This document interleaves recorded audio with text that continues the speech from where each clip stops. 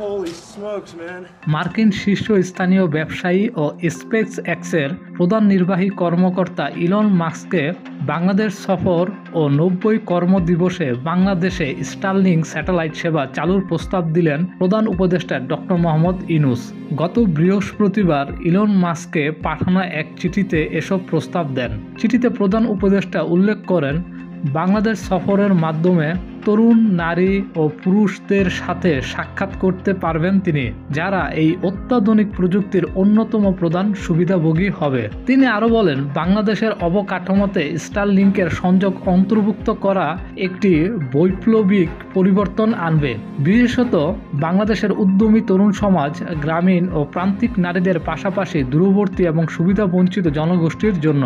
এছাড়া তিনি তার উচ্চ প্রতিনিধি ডক্টর খলিলুর রহমানকে স্পেস এক্সের দলের সাথে ঘনিষ্ঠভাবে সমন্বয় করতে নির্দেশ দিয়েছেন, যাতে প্রয়োজনীয় কাজগুলো দ্রুত সম্পন্ন করে আগামী 90 কর্মদিবসের মধ্যে বাংলাদেশে স্টারলিংক চালু করা যায়।